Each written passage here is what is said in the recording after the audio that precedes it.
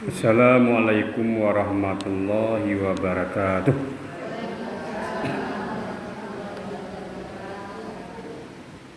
Alhamdulillahi rabbil alamin wal aqibatu lil muttaqin wala udwana illa 'alal zalimin. Asyhadu an la ilaha illallah wahdahu la syarikalah wa asyhadu anna Muhammadan abduhu wa rasuluh. Allahumma sholli ala Muhammad wa ala ali Muhammad. Amma ba'd.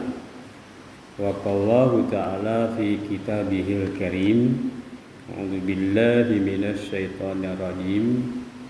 Ya ayyuhalladzina amanu taqullaha haqqa tuqatih wa la tamutunna illa wa antum muslimun. Wa qala al-ukhra fil Qur'anil Karim. A'udzu billahi minasyaitonir rajim. Ya ayyuhalladzina amanu kutiba 'alaikumusiyam kama kutiba 'alal ladzina min qablikum la'allakum tattaqun. Puji syukur sudah kita panjatkan kepada Allah Subhanahu wa Ta'ala atas limpahan rahmat dan nikmatnya sehingga kita masih bisa beribadah kepadanya dengan tanpa menserikatkannya dengan sesuatu apapun. Lantaran nikmat iman masih bercokol berada di dalam hati sanubari kita masing-masing. Nikmat sehat serta nikmat lapang. Mudah-mudahan dengan hadirnya kita ke salah satu rumah Allah ini, Masjid Darul Jannah, yang kita banggakan, kita cintai di kota Dumai ini, maka Allah jadikan kita sebagai hambanya yang pandai bersyukur. Betapa tidak kita sehatnya dimanfaatkan untuk sesuatu yang diridhoi Allah, yakni hadir ke masjid ini untuk dengan niat yang tulus mencari keridhaan Allah, pahala di sisinya, mendengarkan kajian Islam sebagai menuntut ilmu agama. Dengan demikian mudah-mudahan di yaumil qiyamah menjadi pemberat timbangan amal soleh sehingga mudah Allah masukkan hamba-hambanya ke surga. Kemudian kepada utusannya Rasulnya Muhammad SAW juga kita telah berucap berselawat serta salam yang kita kirimkan kepada beliau, yang kita harapkan nanti di yaumil qiyamah syafaat dari beliau. Mudah-mudahan karena kita di dalam beribadah kepada Allah Subhanahu wa Ta'ala selalu mencontoh beliau, mentauladani beliau dengan baik, sunnah-sunnah beliau, maka ketika Rasul Allah minta syafaat untuk umatnya, untuk kita, maka Allah pun mengizinkannya dan meridhoinya. Beruntung ketika itu seorang hamba mendapatkan syafaat dari Rasulullah Shallallahu Alaihi Wasallam. Para ibu jemaah rahimakumullah, tidak beberapa hari lagi hitungan bulan. Ya, sekarang kalau tanggal 7 Sya'ban ya, kalender hijriahnya tadi dilihat sama saya 7 Sya'ban, bertepatan dengan 27 Februari. Tinggal hitung, Ramadan sudah di ambang pintu. Lalu apa yang dipersiapkan oleh hamba Allah yang beriman? Padahal kita tahu Bulan Ramadan itu bulan yang penuh dengan keberkahan. Keberkahan inilah yang kita patut raih supaya kita pun begitu selesai melaksanakan ibadah di bulan Ramadan, maka puasa kita memberikan keberuntungan kepada kita, yakni kita diampuni dosa-dosanya oleh Allah Subhanahu wa ta'ala, dosa-dosa yang telah lalu. Sebagaimana sabda Rasulullah yang hadis sahihain, man shoma ramadanan imanan wa ihtisaban ghufira lahu ma taqaddama min dzambi. Barang siapa yang berpuasa di bulan suci Ramadan karena panggilan iman, bukan yang lain, tentu di situ ada ikhlas, ya, dan mengharapkan pahala dari Allah Subhanahu wa ta'ala, maka Allah ampuni dosa-dosanya yang telah lalu. Ini yang ingin kita raih pada saat kita berpuasa di bulan Ramadan.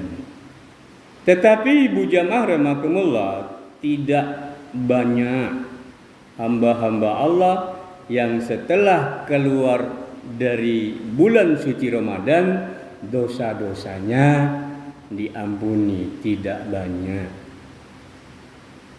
Sehingga Rasulullah kabarkan sama umatnya dalam hadis yang sahih, ragima amfu rajulin dakhala alaihi Ramadan. Kemudian Rasulullah bersabda, celaka seseorang yang dia bisa masuk ke dalam bulan suci Ramadan qabla ayyub faralahu, belum diampuni dosa-dosanya, belum diampuni. Celakalah. Kenapa? Ya karena di dalam mengamalkan ibadah puasa tidak sesuai dengan sunnah Rasulnya. Inilah yang patut kita ilmui. Apa penyebab puasanya batal? Apa penyebab puasanya hilang pahalanya? Satu yang menyebab pahala hilang, tak dapat apa-apa kecuali lapar haus. Ini yang kata Rasulullah, rubba shaim laisa lahu min syiyami al-juwal atas. Berapa banyak orang puasa tapi cuma dapat lapar dan haus. Yang kedua langsung total batal. Yang pertama, dia puasa 1 bulan penuh cuma tak dapat pahala, tidak qada, lepas kewajiban lah kata orang,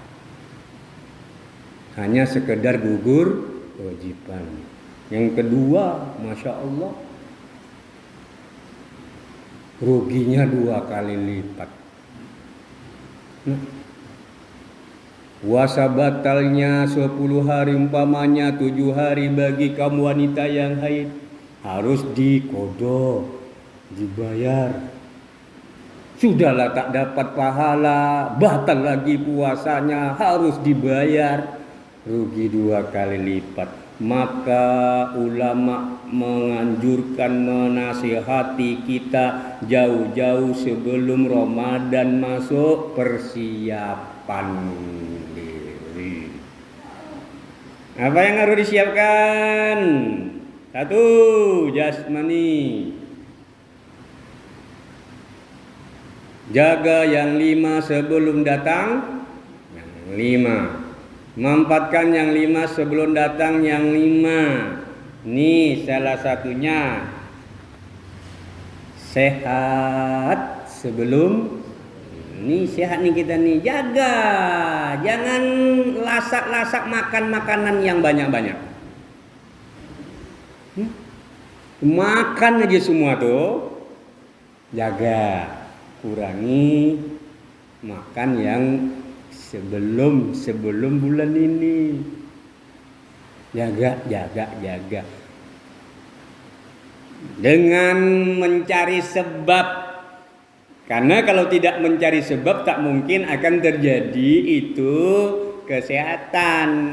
Bangun pagi gerak badan, sore-sore jalan-jalan keluarkan keringat, kan gitu kan. Jaga kesehatan, makan madu, minum madu, makan nabah soda 1 hari 2 butir, jaga kesehatan imun.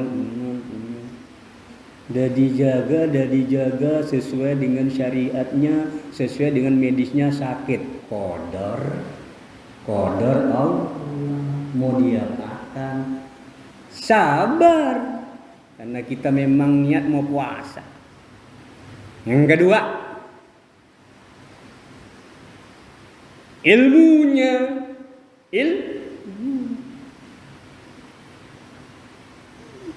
Kenapa ilmu ini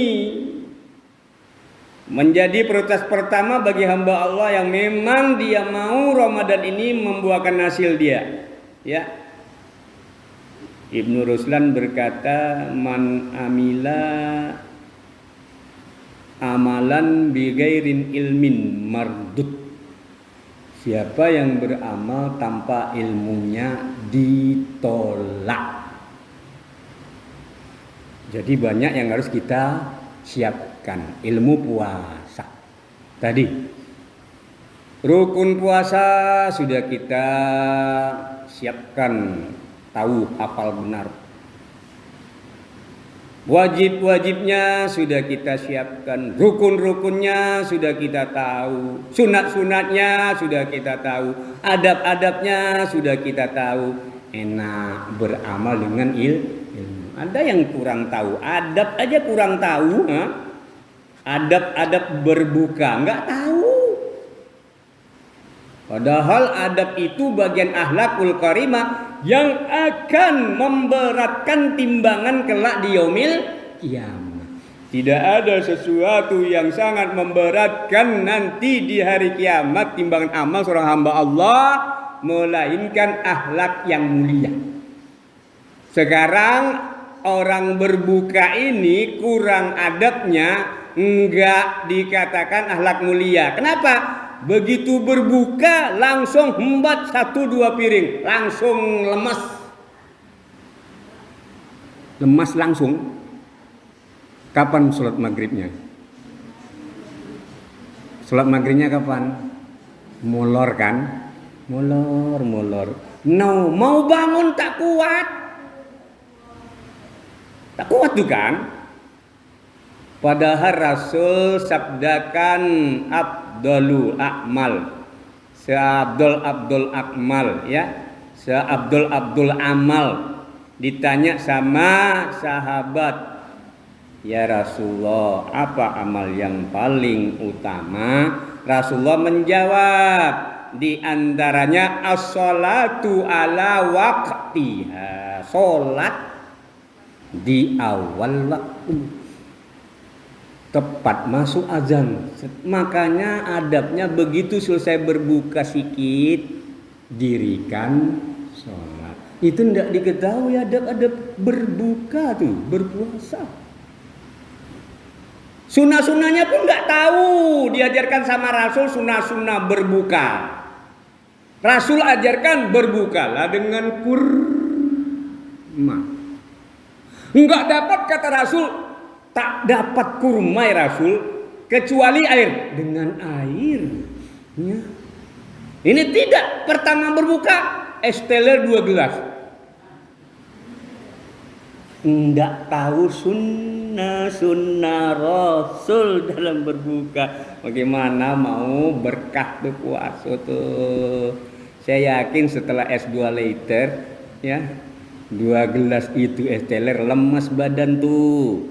Karena semakin banyak menseduh, semakin banyak minum, pancing terus sama esnya tuh. Mau 2, mau 3, habis 1 gelas. Itu rahasianya es. Ngeri es teler itu. Untung tak teler. Itu.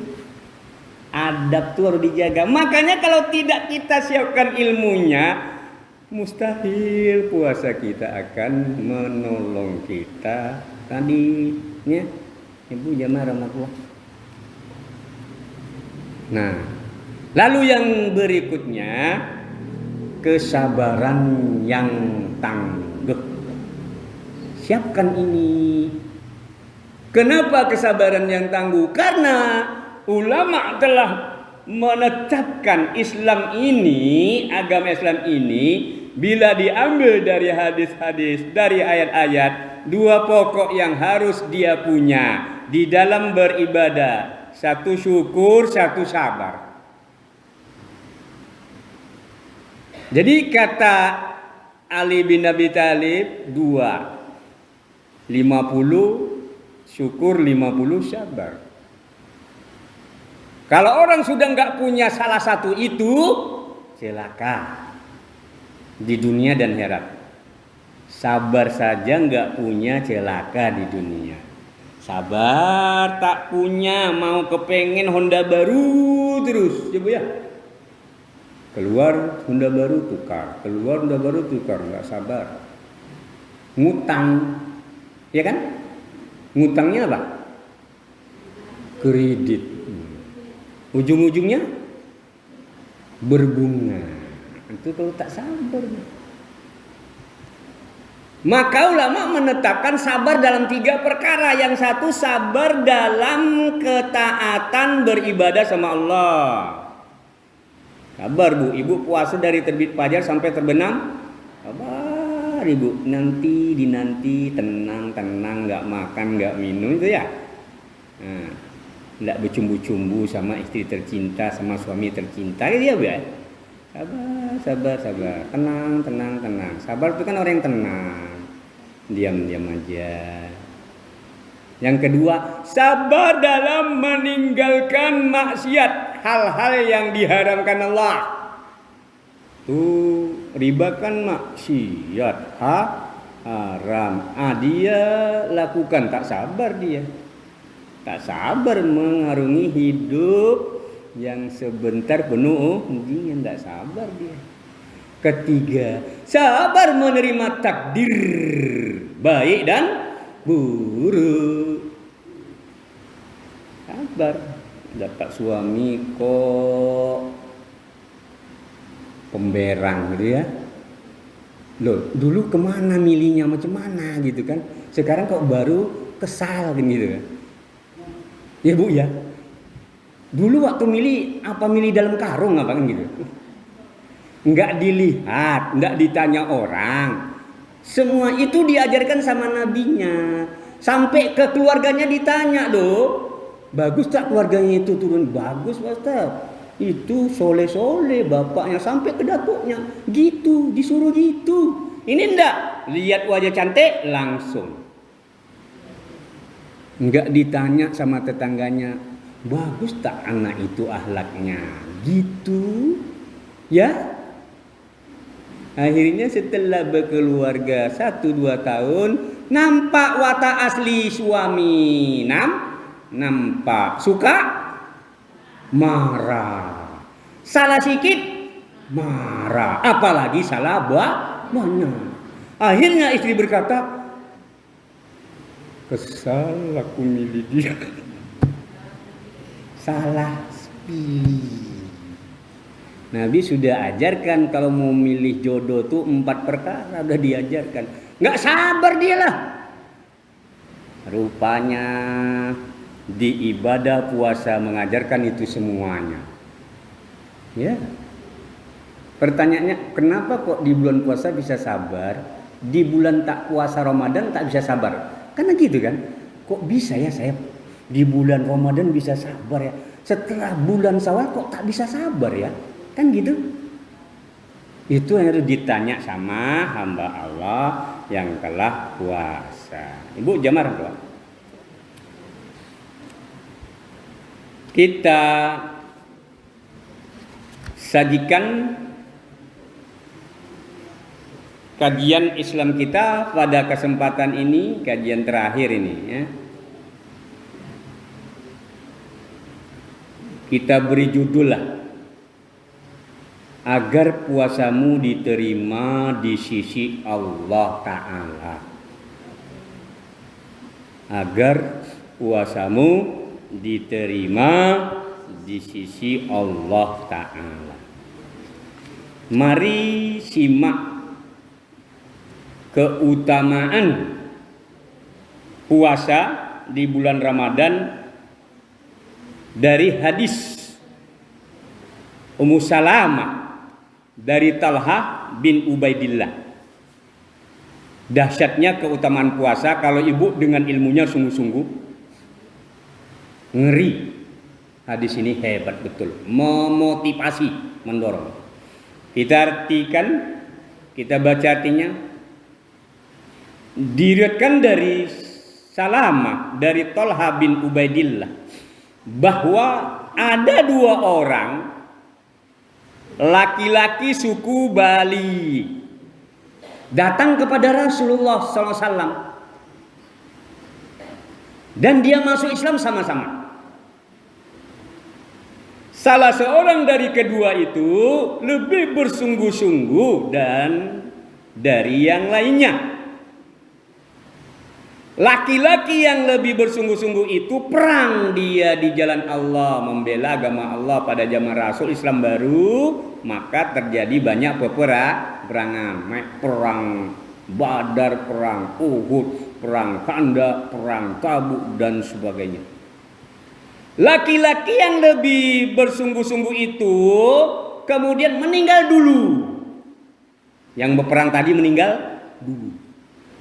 Umurnya pendek. Sedangkan laki-laki yang tadi enggak bersungguh-sungguh di dalam agama Islam, dia meninggal setahun kemudian setelah yang pertama. Meninggal. Kemudian Talha berkata, aku bermimpi berada di pintu sorga bersama kedua orang laki-laki tersebut. Lalu ada seorang yang keluar dari sorga seraya mempersilahkan laki-laki yang meninggal lebih akhir untuk masuk sorga lebih dulu. Heran kan? Jadi disuruh yang masuk surga orang meninggal nomor 2. Yang laki-laki mati syahid fisabilillah berperang enggak disuruh dulu. Padahal dia tidak sungguh-sungguh. Yang kedua biasa-biasa saja. Yang pertama Masya Allah.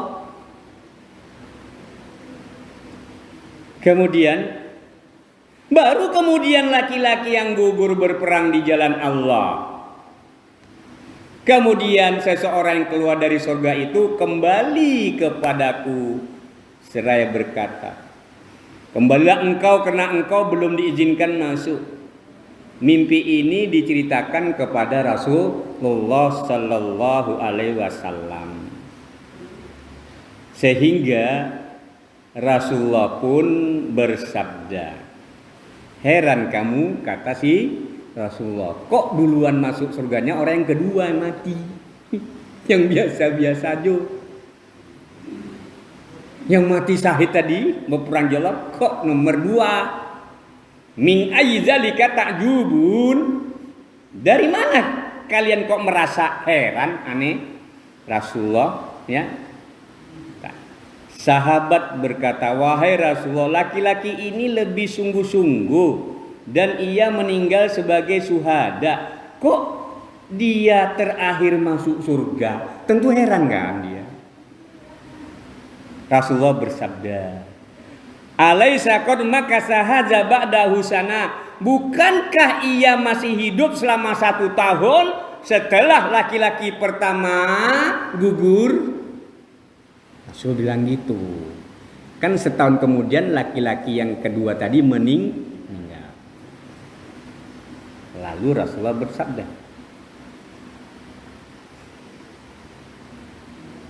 wa adraka Ramadan fasoma wa shalla kadza wa kadza min sajadatil fis sana. Bukankah selama setahun itu ia telah mendapati bulan Ramadan, lalu ia berpuasa dan sholat seperti demikian. Maksudnya Rasul seperti yang Rasul ajarkan. Dia sholat ya, puasa sholat. Benar Rasul. Lalu Rasulullah bersabda, fama bainahuma aba'adu mimma bainas sama'i wal ard. Maka derajat keduanya jauh berbeda bagaikan langit dan bumi. Itu keutamaan puasa yang dilakukan oleh hamba Allah sesuai dengan sunnah Rasul. Mengalahkan teman tadi yang pertama mati di jalan Allah berperang. Mengalahkan ya. Bukan sampai mengalahkan masuknya, mengalahkan tingkat derajatnya antara langit dan bumi. Benar ibu jamaah, inilah dahsyatnya ibadah puasa. Kemudian para ibu jamaah rahimakumullah, hadis tadi memberi faedah kepada kita. Yang pertama, kalaulah mendapati bulan Ramadan, jangan lagi sia-sia. Dia cuma 1 tahun hidup loh tadi, 1 tahun hidup. Setahun.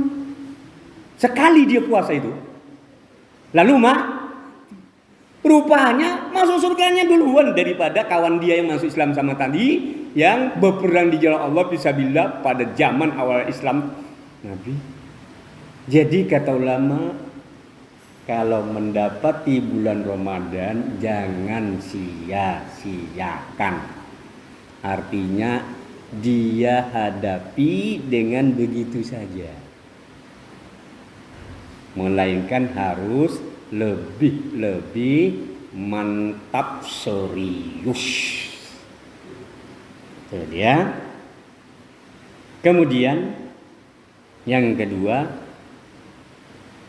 berazamlah dengan kuat akan melaksanakan ibadah puasa sesuai dengan tuntunan Rasul, sesuai dengan sunnah Rasul. Kenapa? Tuh tadi, karena puasanya hebat sesuai dengan sunnah Rasul, duluan masuk surganya daripada kawan dia tadi. Keduanya rupanya di surga jaraknya pun antara langit dan bumi. Bu, surga itu bertingkat-tingkat. Surga Firdaus yang paling tinggi juga bertingkat-tingkat. Satu tingkat itu kata ulama 100 derajatan. Masya Allah. Makanya yang paling tinggi surga Firdaus, di atas surga Firdaus ada kamar ghuraf, dalam bahasa hadisnya ghuraf. Di atas surga ada ghuraf. Apa itu ghuraf ya Rasul? Kamar-kamar yang tebus pandang. Dipandang dari luar, tebus apa yang ada di dalam kamar. Orang yang ada dalam kamar pandang keluar, dapat melihat tembus apa yang ada di luar. Tinggi sekali letaknya. Mereka bisa melihat ke bawah apa-apa teman-teman saudara-saudaranya yang berada di surga tingkat di bawah dia. Lalu sahabat bertanya, ya Rasulullah, untuk siapa sih ghuraf itu, kamar-kamar yang tebus pandang itu? Kata Rasul, untuk satu, kata Rasulullah, untuk orang yang bagus bicaranya, baik bicaranya, ngomong enggak menyinggung. Ngomong tidak kotor. Ngomong tidak ada yang sia. Tuh. Ini akan bisa didapat oleh hamba Allah yang puasanya benar, yang sesuai dengan sunnah Rasul. Maka kata Rasulullah, puasa itu bukan hanya menahan makan dan minum, tetapi puasa itu juga menahan dari perkataan yang sia-sia dan perkataan yang kotor. Makanya di dalam hadis Nabi, mangkana yu'minu billahi wal yawmil akhir fal yukrim dhaifah fal yakul khairan aw liyasmut. Siapa yang beriman kepada Allah dan hari akhir, hendaklah dia muliakan tamu. Dalam hadis yang lain, hendaklah dia berkata yang baik. Kalau enggak bisa, tuh di ibadah puasa kita bisa nahan berkata-kata yang kotor, ditahan, berkata-kata yang sia-sia ditahan. Karena kita, aku puasa nih, puasa takut batal, takut hilang pahala. Untuk itu orang itu Masya Allah, surga Firdaus. Yang kedua kata Nabi, untuk orang-orang yang suka gemar memberi makan. Memberi makan orang yang kelaparan apalagi. Pokoknya dia gemar memberi makan. Kita ndak, jarang sekali melakukan yang kedua ini, gemar memberi makan. Gemarnya pada saat menyambut bulan suci Ramadan. Dah keluar ke tempat-tempat yang ada anak-anak yatim, panti. Nah, tuh gemar menyambut Ramadan. Alangkah baiknya setiap hari, setiap pekan, setiap bulan ada dia kesempatan memberi makan. Tuh, yang kedua. Termasuklah nanti ibu bulan suci Ramadan memberikan berbuka kepada orang yang puasa. Tuh, kejar itu. Kalau mau dapat ini kata Nabi. Yang ketiga, untuk orang yang rajin puasa, istiqomah. Setelah dia puasa wajib bulan suci Ramadan, dia sambung puasa Syawal. Maka adwa musyam, orang yang mendawamkan puasa, mengistiqomahkan istiqomah terus dia setiap tahun selesai Ramadan langsung puasa Syawal. Tak cukup sama dia, Bu. Tambah lagi puasa Senin Kamis. Tak cukup sama dia. Puasa lagi Ayyamul Bid. Masya Allah. Rupanya sudah disediakan sama Allah surga Firdaus yang di atasnya ada gurab, kamar-kamar yang tebus pandang yang sangat indah. Tak dapat kita bayangkan. Kenapa? Karena surga belum pernah kita lihat, belum pernah kita dengar, belum pernah terdetak di hati manusia. Kayak itu, Masya Allah, orang yang rajin puasa. Yang keempat, orang yang rajin sholat tahajud, sholat malam. Empat. Istimewa dapat tuh. Yang tak dapat ya surga tingkatan biasa saja. Masuk surga Jannatun Naim dah bagus. Masuk surga Ma'wa dah bagus. Maka Rasulullah ajarkan kalau minta surga berdoa mintalah surga Firdaus, surga yang paling tinggi. Di atas surga itu ada kamar-kamar yang indah tebus pandang. Masya Allah. Maka kembali lagi kepada diri kita. Jangan sampai dapat bulan Ramadan kita berpuasa sebagaimana puasa biasa kita. Kalau kita tahu keutamaan yang kita raih melalui ibadah puasa di bulan Ramadan, mantapkan, naikkan kualitasnya supaya beruntung dia. Maka apa yang harus kita benahi Pertama, puasa harus dengan ilmunya supaya dia berbuah hasil, ya, menolong kita di yaumil kiamah. Maka yang pertama ibu harus tahu rukun-rukun puasa itu. Ulama sepakat ada 2. Jangan sampai ketinggalan, salah satunya ketinggalan, ndak sah. 1, niat. Ini niat nih, Bu. Niat itu tempatnya di hati. Tingkat ulama sepakat, imam mazhab pun. Bukan di mulut. Ulama mazhab pun tidak mengajarkan di mulut. Seperti yang kita lafazkan tuh, dia ada di dalam hati. Terdetak seorang untuk melakukan puasa besok, hati itu dah terdetak mau puasa, itu sudah niat, kata ulama.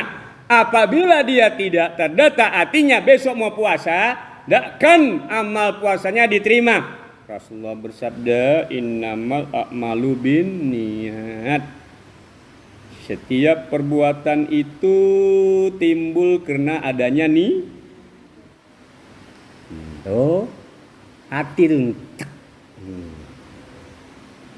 Wa inna malikum ri'in manawa. Dan setiap orang akan mendapat apa yang dia niatkan.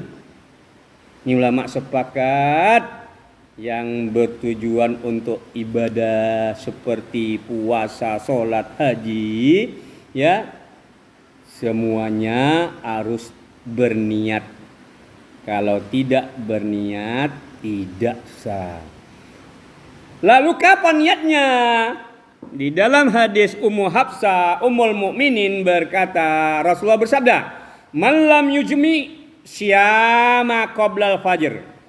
Siapa yang tidak berniat sebelum fajar, sebelum masuk subuh, fala syamala, maka puasanya tidak sah. Ini dalam hadis Sahih Tirmizi, ya. Tuh, hati-hati jangan sampai terlupa niat sudah masuk sholat subuh. Lalu bagaimana Ustaz kalau saya berniat sesudah sholat maghrib? Bisa, kata ulama. Jadi niat itu mulai dari terbenam matahari 1 Syawal, tanda masuk itu 1 Syawal, bukan 1 Syawal, maaf, 1 Ramadan, tanda masuk itu bulan puasa, di situ sudah berlaku nih niat sampai mau terbit fajar. Tuh kata ulama, kapan waktunya? Panjang. Selesai maghrib terus sampai mau masuk sholat subuh, panjang. Jangan sampai tak dapat. Makanya diamalkan kebiasaan-kebiasaan, ya, nenek kakek kita selesai tarawih dan niat nak, diajarkan begitu. Nah nanti tidur terlupa, kata dia. Top. Lagi 1. Niat yang dilakukan oleh seseorang, ya, sebelum terbit fajar, kemudian dia itu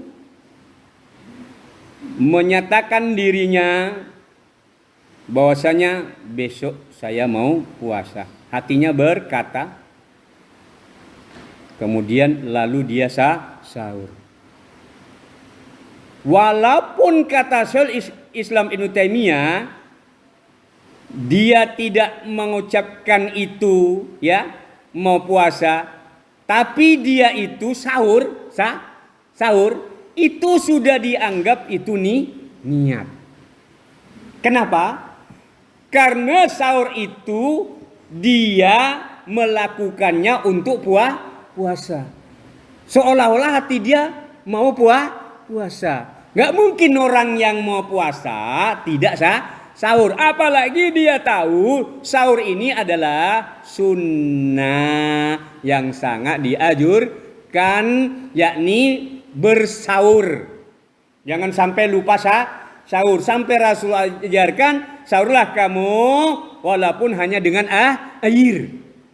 Itu dia. Inilah kemudahan dari syariat, bahwasanya walaupun dia itu ya tidak menyatakan itu, tapi dia sahur, itu tandanya dia mau puasa. Sudah dianggap niat. Bayangkan itu. Mudah sekali hati berdetak untuk melakukan puasa besok. Nah, itu yang dikatakan oleh para ulama. Kemudian yang keduanya, tinggalkan perkara-perkara yang akan merusak pahala dan membatalkan puasa. 2. Tinggalkan. Kita sebut. Yang merusak pahala tadi, berkata dusta, sia-sia, bohong, rusak. Yang kedua, berbicara kotor. Yang ketiga, berkelahi. Yang keempat, apa? Ibu bisa tahu? Apa tuh?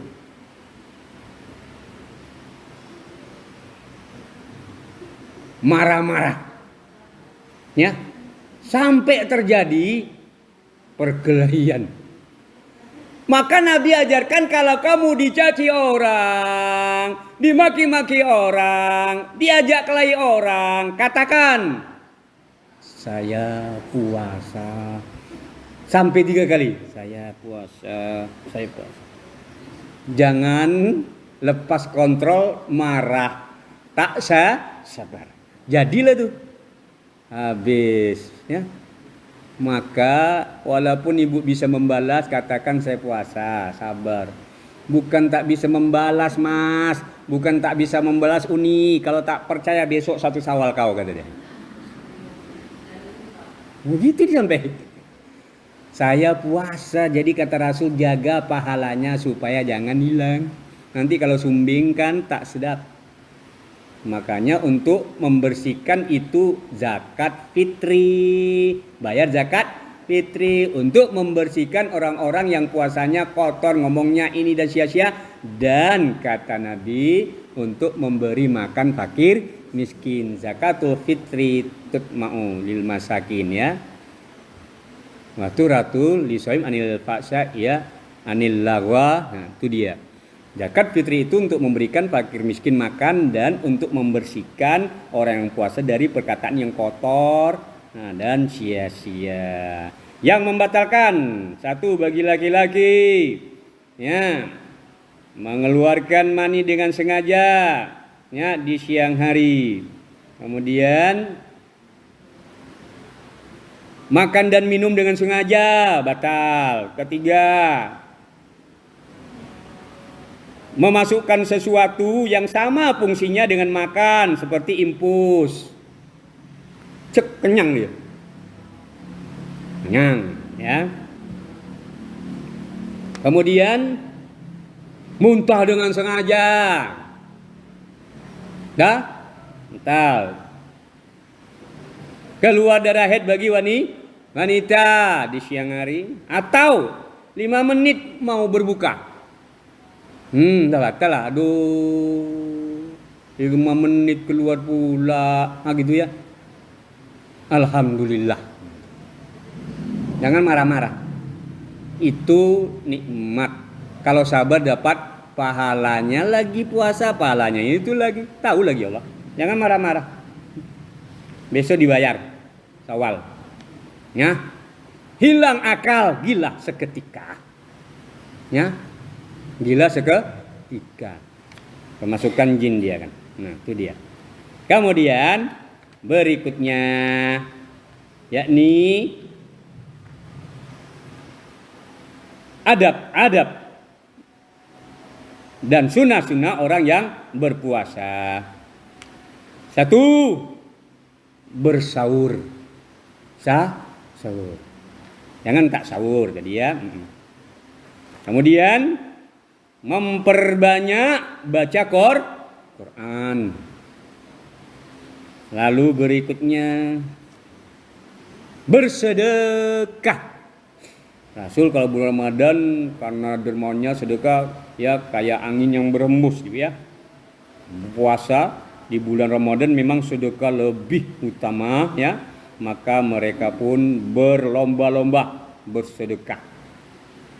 Kemudian menyegerakan berbuka. Jangan lambat-lambatkan.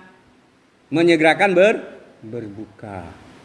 Kalaulah ini sudah kita lakukan, kita akan mendapatkan pahala yang banyak. Pahala-pahala sunnah-sunnah berpuasa dan adab-adab berpuasa. Kemudian sholat terawih. Sholat terawih. Rasul ajarkan sama kita, jangan tinggalkan sholat terawih walaupun sunnah muakkad. Ya, karena keutamaannya menghapus dosa yang telah lalu.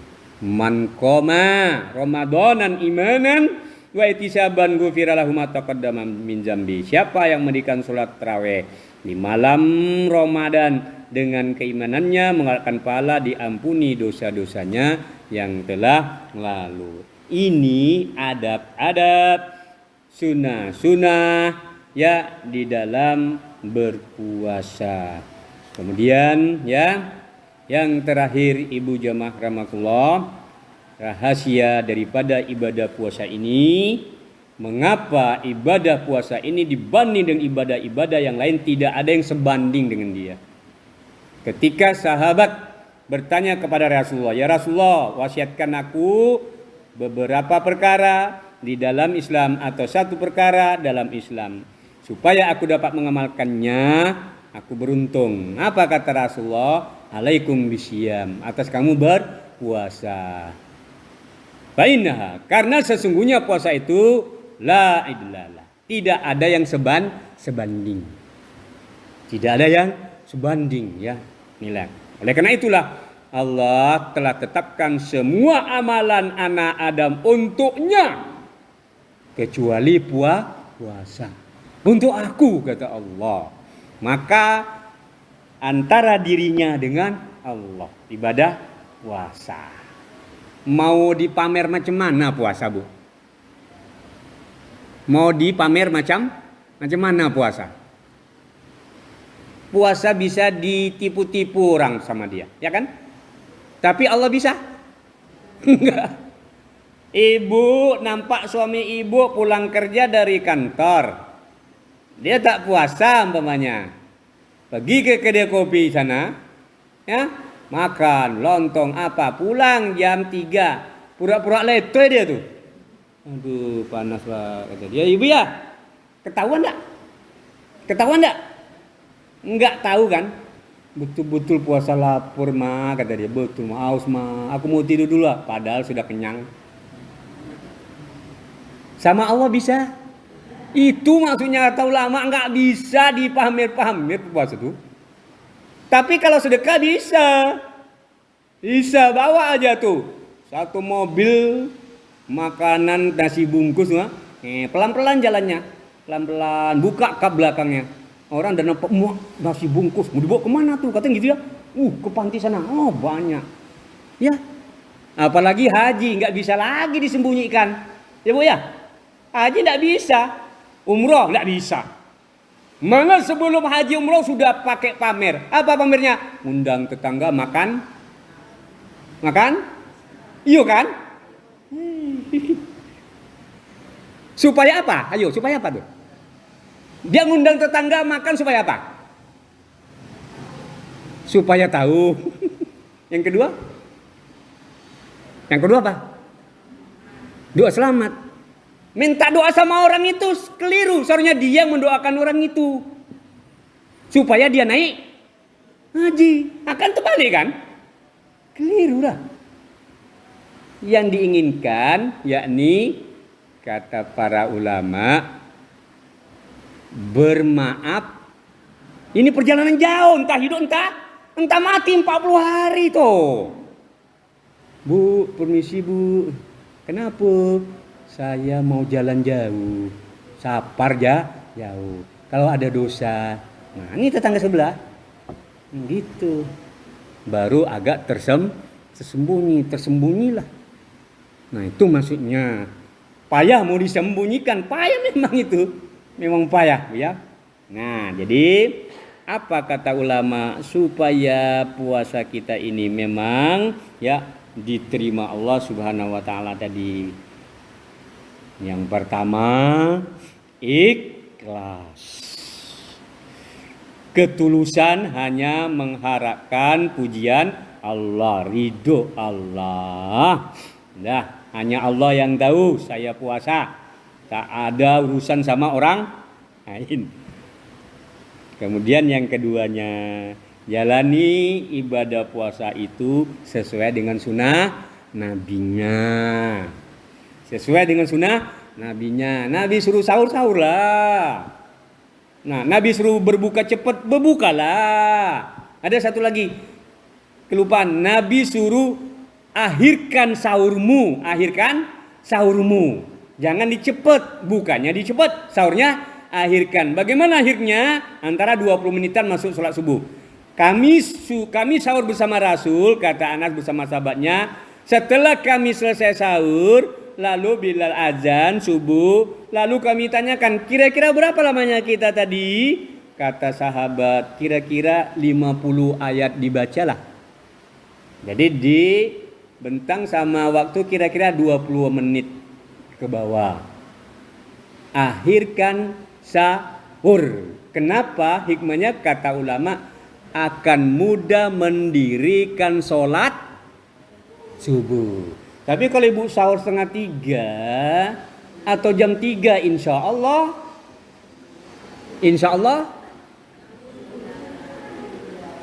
apa? Sahur 2:30 dah makan kenyang insya Allah tidur. Insya Allah tidur tuh.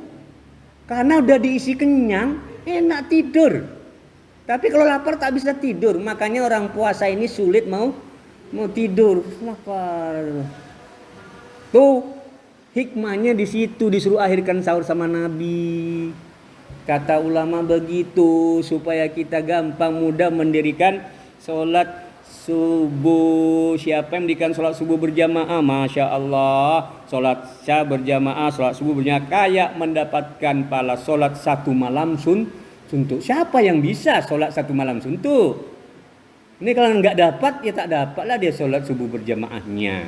Lalu kata nabinya, siapa yang sholat subuh berjamaah, isya, kemudian asar berjamaah, dibebaskan oleh Allah SWT dari dua sifat, dua yang berbahaya. Satu, dibebaskan oleh Allah dari sifat munafik. Yang kedua, dibebaskan dari api neraka. Tuh, begitulah keutamaan sholat subuh berjamaah. Ya, dengan sholat isya asar berjamaah dan isya berjamaah. Nah, itu yang patut kita perhatikan di waktu bulan suci Ramadan. Dan yang terakhir yakni banyak-banyak bersedekah. Karena amal sedekah ini nanti di akhirat akan mengumpulkan pahala-pahala dari amal-amal yang lain. Makanya ketika Allah cabut nyawa seorang hamba, dia berkata, tunda sebentar ya Rabb, aku mau sedekah. Di Quran surah Al-Munafikun ya ayat 10 itu dikatakan situ, setelah nyawa dicabut kemudian itu berkata, ya Allah, apa enggak bisa ditunda sebentar? Aku mau sedekah. Kata Allah, enggak bisa, di sini dah habis nyawamu di sini. Kata ulama, kenapa dia minta sedekah, enggak minta sholat tahajud? Ya, enggak minta sholat sunat, enggak minta umroh, enggak minta haji. Inilah kata ulama, semua amal-amal yang dilakukan sama dia ya dengan sedekah itu mengalir kepada dia Contoh ibu sedekah ke masjid, bangun masjid. Di sini orang sholat berapa jumlahnya? Lebih 50 ibu tak? Lihat. Ibu sedekah ke panti, berdirikan sekolah. Anak tuh belajar jadi orang soleh terus soleha. Berapa ratus itu? Ngalir. Rumah sakit ngalir. Itulah kata ulama. Kenapa yang diminta sedekah? Rupanya nanti di akhirat dengan amal sedekah itu dari amal-amal yang lain masuk. Subhanallah. Di sini kesempatan Ramadan dijadikan bulan sedekah. Kalau perlu 30 hari tak berhenti sedekah. Karena itulah yang memang menolong kita, harta yang kita punya sebenarnya. Jadi sampai di sini kajian kita. Mudah-mudahan puasa di tahun ini berkualitas, ya, sehingga puasa kita ini diterima Allah Ta'ala, dan di yaumil qiyamah kita menjadi hamba Allah yang beruntung masuk surganya Allah, ya, dengan selamat, mudah dan cepat. Wallahu ta'ala alam. Mungkin ada pertanyaan.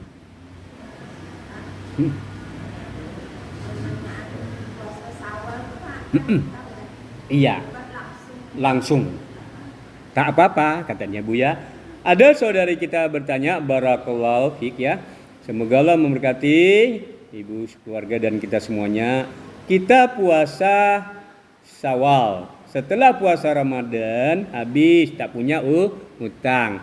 Langsung 1 Syawal kata raya, 2 Syawal langsung puasa. Boleh Pak Ustaz? Boleh. Jadi ulama menjelaskan tentang cara berpuasa di bulan Syawal 6 Syawal ini ada 3 cara, 3 model. Pertama langsung berturut. Langsung 2 Syawal, 3 Syawal, 4 Syawal langsung 6, karena dia mau segera mendapatkan keutamaan. Takut nanti sakit, takut nanti ini itu, dia segera. Ini dikatakan yakni wasyari'u ila mafiratin, ya, bersegera kepada ampunan Allah. Kemudian yang keduanya berselang-selang. 1 bulan ada 4 pekan. Berarti ada 8 kali. Ya. Dia ngambil umpamanya Senin, Kamis, itu ya. Ini kayak gini yang bisanya orang-orang yang sudah tidak men. Nah, itu bisa. Kalau men hati-hati, tak bisa nih. Tak dapat nanti dia. Lebih baik berturut, ya. Lebih baik berturut. Nah, sudah itu. Yang ketiganya antara berturut-turut dengan yang berselang tadi. Tinggallah ibu melaksanakan dengan kelapangannya, ya. Tidak harus berturut-turut, tidak harus berselang, ya. Semua itu lakukan sesuai dengan kelapangan ibu. Nah, ingat, yang punya utang puasa ada 2 pendapat juga.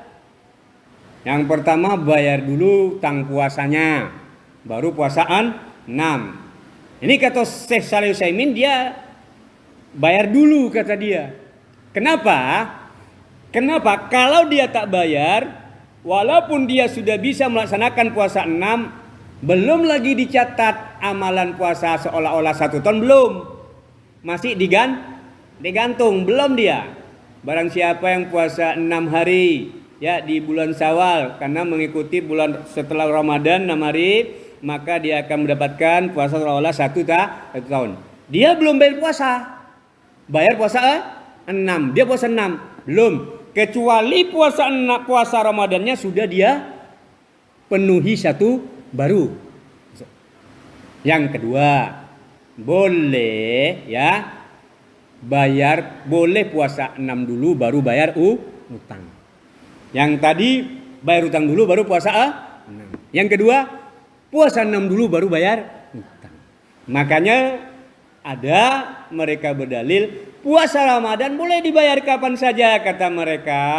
Sampai-sampai pun Aisyah pernah bayar puasa di bulan Sya'ban. Bayarnya di bulan Sya'ban puasanya, wajib dia itu. Ada utang. Di dalam hadis yang sahih. Inilah dijadikan dalil sama mereka. Puasa wajib dibayar kapan saja dia lapang. Bahkan Aisyah pernah membayar puasa Ramadannya karena berutang di bulan Sya'ban. Tuh, terserah ibu memilih. Nah, puasa 6. Barang siapa yang puasa 6 hari setelah puasa di bulan Ramadan, maka dia seolah seperti mendapatkan puasa pahala 1 tahun. Ini Bu ya. Dah, lagi.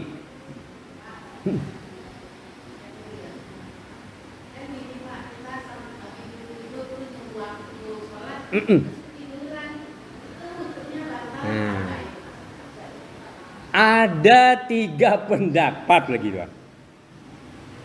1, kalau tidurnya tidur ayam dia dengar, sadar dia, setengah-setengah ada dengar dia, tidak batal. Ya. Kemudian yang kedua, tidurnya nyenyak betul, batal. Nyenyak betul dia, digini-gini kan, enggak dengar, enggak dia terasa, digini-gini kan sama apa Bu? Ibu sekali. Orang tidur hidungnya digini-giniin sama itu. Tak sadar juga dia memang tidur mati memang. Batal, ya. Tuh, ada lagi pendapat yang sangat-sangat ini betul-betul tidak banyak ulama mengatakan, ya, tidak batal selagi dia tidak kentut katanya. Begitu. Ya ini tak diterima, ya. Jadi yang kedua, nyenyak, kemudian tidurnya masih setengah sadar. Nah, jadi tak sadar dia memang. Kadang kan dengar dia ibu mau tidur gini kan, azan tuh dengar kan. Jadi ya. Jadi ibu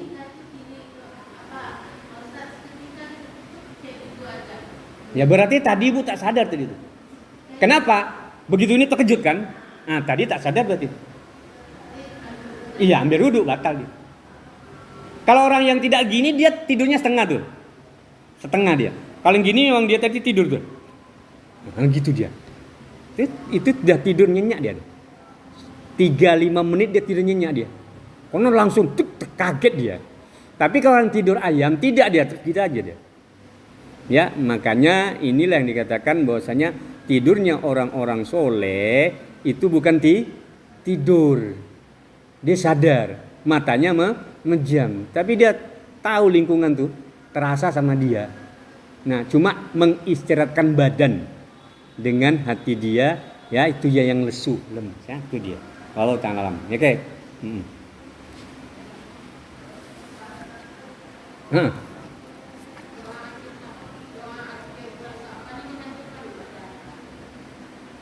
Doa memang di situ dikatakan ya. Di sini ada bahwasanya ulama-ulama salafus soleh, jangankan sebulan, 3 bulan dia sudah berdoa supaya ketemu bulan Ramadan. Karena dahsyatnya Ramadan. Ya. Ya, itu perilaku ulama-ulama dahulu ya, zaman tabi'in maupun tabi'inat tabi'in, mereka 6 bulan saja sudah mau dekat Ramadan, mereka berdoa kepada Allah, ya Allah sampaikanlah ya umurku sampai bulan Ramadan ya. Kemudian kuatkanlah aku dalam beribadah di bulan Ramadan, bantulah supaya istiqomah ya. Terimalah amal ibadahku di bulan Ramadan. Itu doa-doa orang-orang yang soleh tadi yang diajarkan sama kita dengan bahasa ibu, sah ya, dengan bahasa ibu. Makanya kita sekarang terus berdoa supaya disampaikan umurnya ke Ramadan. Karena 1 kali saja dapat tuh, kayak tadi yang masuk Islam tuh. Bayangkan. Jadi kita harus berazam, saya mau betul-betul, takut besok tak ada umur. Dah selesai 1 Syawal selesai, sujud syukur betul lah tuh, alhamdulillah ya Allah. Alhamdulillah tuh belum tentu Ramadan akan datang hadir. terutama tadi yang harus berwaspada, hati-hati umur yang sudah di atas 60. Kenapa? Nabi bersabda umur umatku 60-an dan 70-an, di atasnya sedikit. Nah, ini yang harus hati-hati yang ini. Nah, jadi itulah jangan lagi tidak memperbaiki ya kualitas beribadahnya di bulan Ramadan, karena belum ada jaminan Ramadan akan datang hadir sama kita. Lalu cabut sama Allah. Bagus ibadahnya. Tuh hadis tadi tuh. Duluan dia masuk surganya sama orang yang mati syahid berperang. Karena bagusnya ibadah puasa Ramadannya. Ibadah Ramadannya lah semuanya. Baca Qur'annya, sedekahnya, ya puasanya, tarawihnya, kan di dalam tuh. Bagus dia di situ. Ya, mudah-mudahan ya dapat kita ditolong Allah SWT di dalam beribadah itu. Maka Ibu terus berdoa.